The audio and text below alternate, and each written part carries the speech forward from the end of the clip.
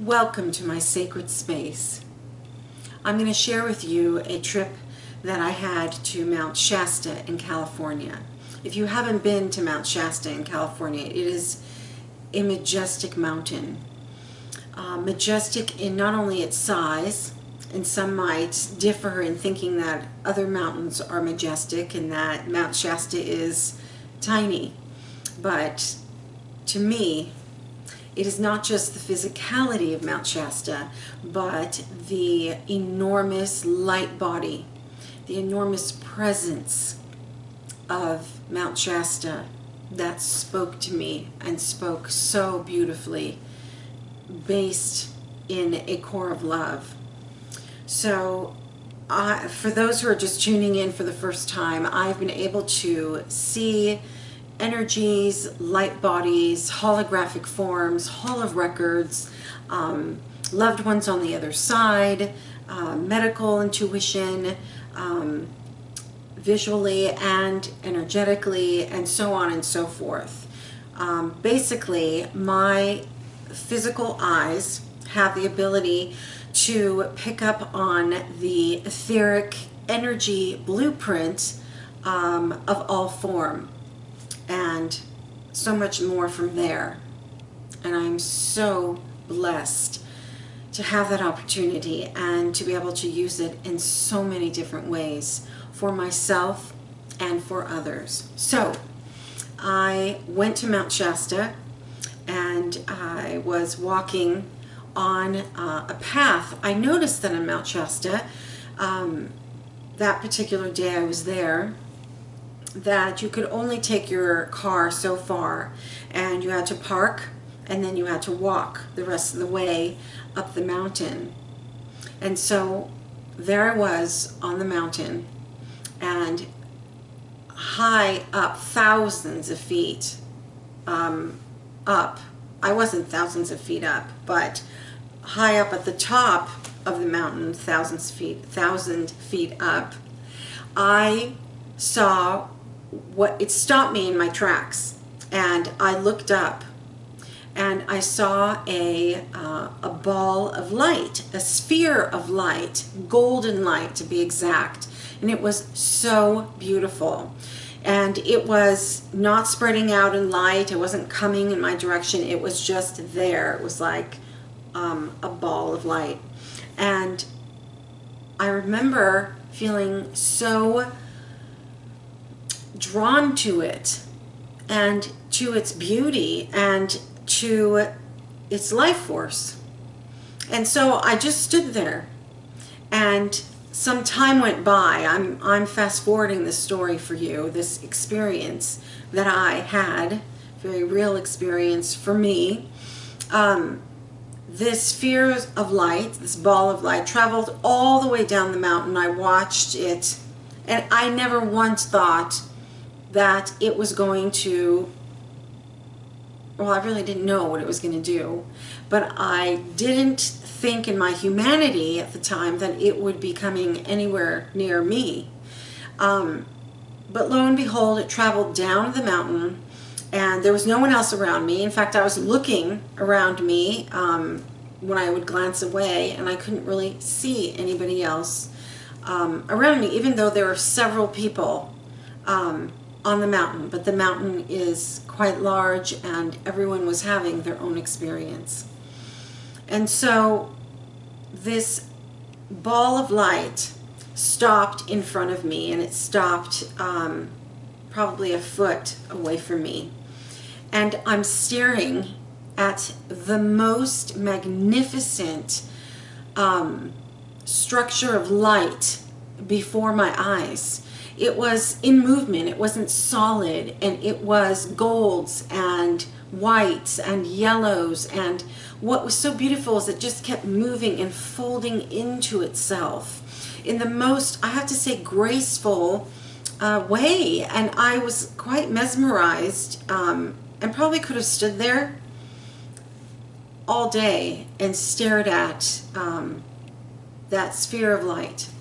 And so I'm standing there and I'm looking at it, and I remember thinking, this is magnificent. And then I tuned into, I can feel this ball of light.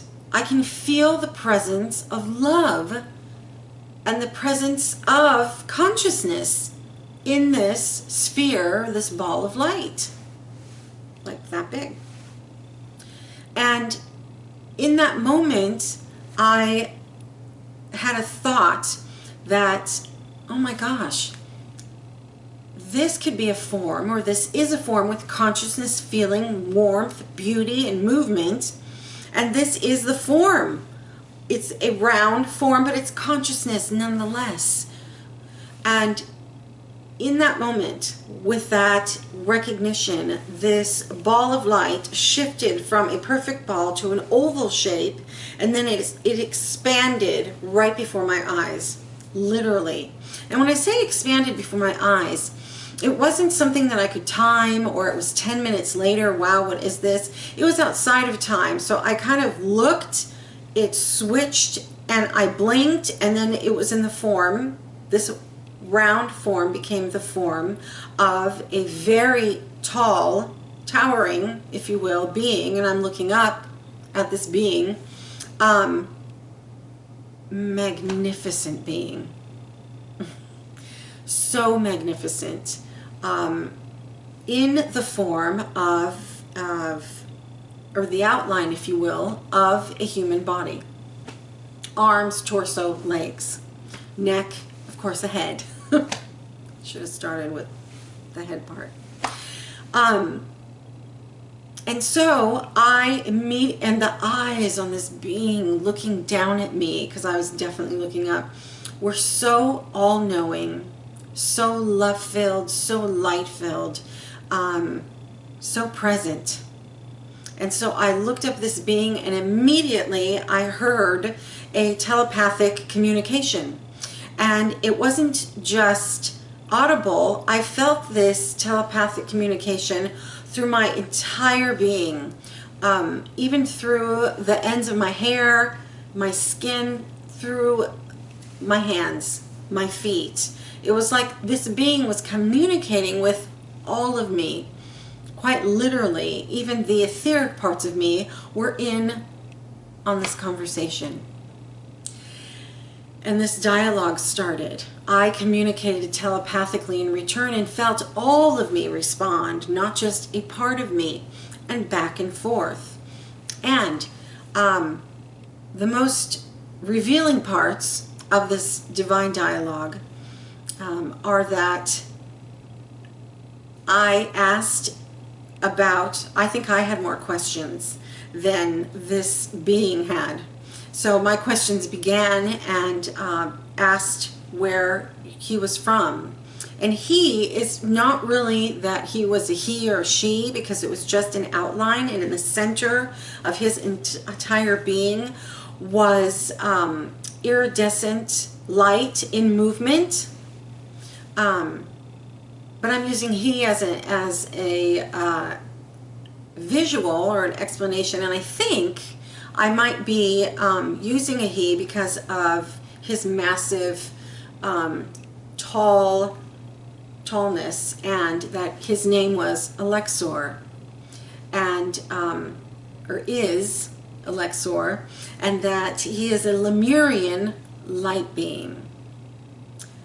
At the time, honestly, I didn't have very much knowledge about what a Lemurian light being not only was, but where that was. I knew a little bit about Atlantis and Lemuria, but here's this being whose physical incarnation, if you will, and life experience was at the time of Lemuria and Atlantis.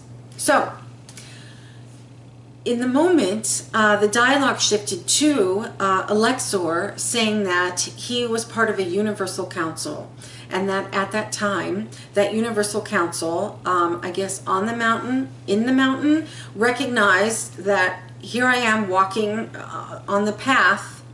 There were many paths on the mountain, but one path, and that this Lemurian council, as well as Alexor, recognized that, and this is how he put it to me, that my light body could hold their frequency. and that for centuries, long time ago, humanity had been calling out for the end of suffering, calling out for the end of fear, for the end of illness, for the end of destruction, and prayers going out in volumes from all over the world. And that for centuries, the angelic kingdom, Mother Earth, Father Sky, all the forms that possibly could be comprised of light and love were showing up to answer those questions and to assist in the healing or the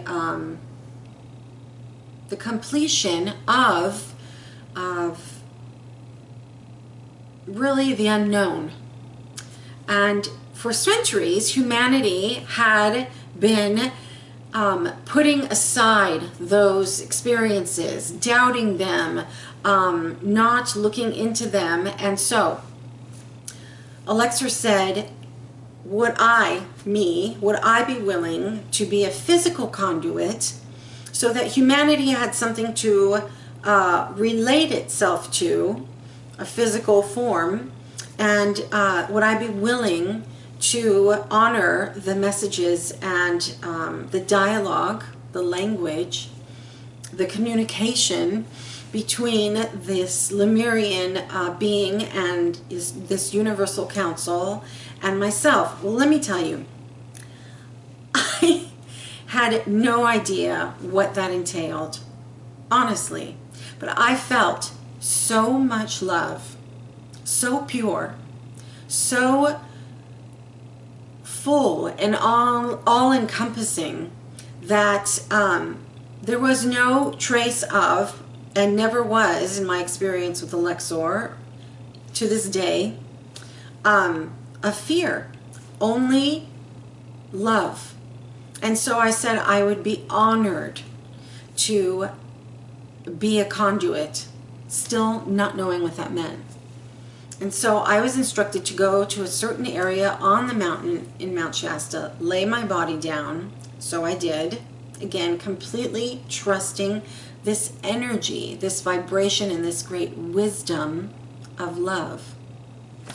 And all of a sudden I closed my eyes and I was out of my body and in the experience of one form after another. Now, let me break it down, because still to this day, it was an experience I'll never forget, but also an experience that took time for me to integrate.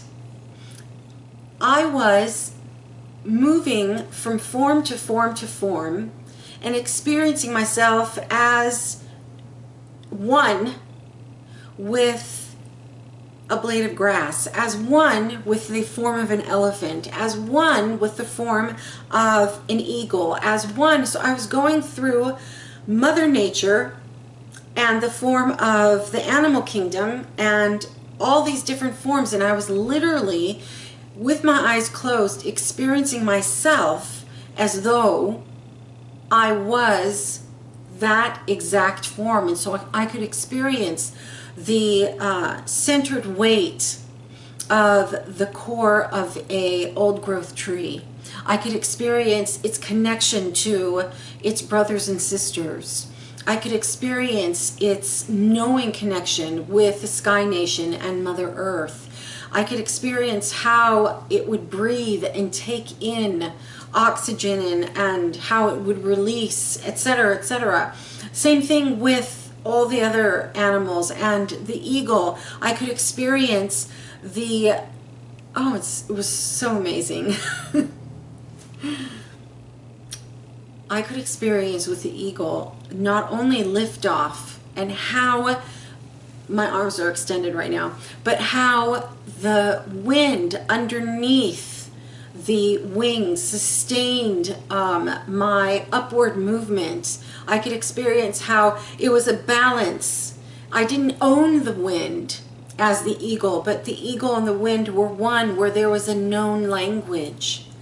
And I could see through the eagle's eyes that everything was in sacred geometry, not like we see it. Well, I see sacred geometry as well, but I could see all the sacred geometry as he looked into the sky nation, as he looked down onto the earth plane. I could see how everything had sacred geometry. It was like a map, a blueprint, a very advanced one at that. I could feel the experience literally of a flower breaking through the dirt and feeling the change in density from being in the womb of Mother Earth, and how the balance of being out of Mother Earth and reaching forth and up to really express the greatest beauty of her flower and her petals.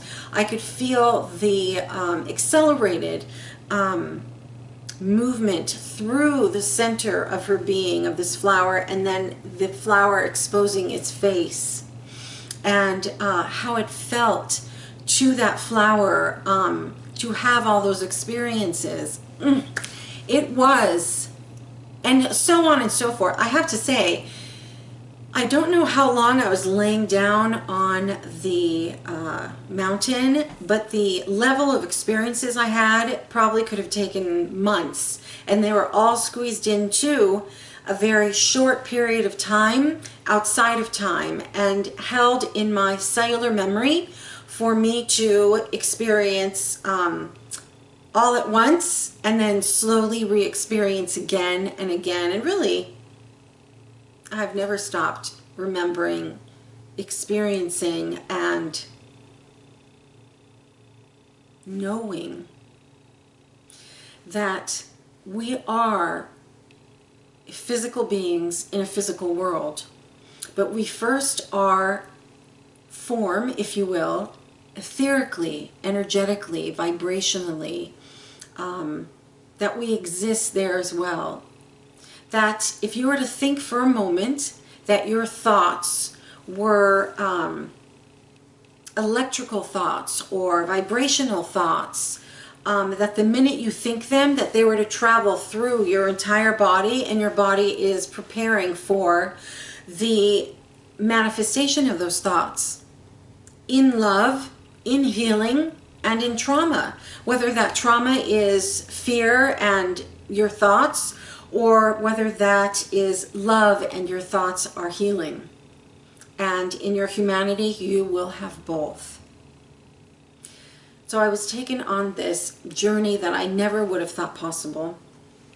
And when I returned to my body and I opened my eyes, I was in a state of such fullness and such awe. I mean, there are really no words for it. That it took my breath away. And so I had many, many more experiences, and I still am a conduit with deep gratitude and always, always humility for Alexor and the Universal Council of Beings. And I'm going to share this journey with you.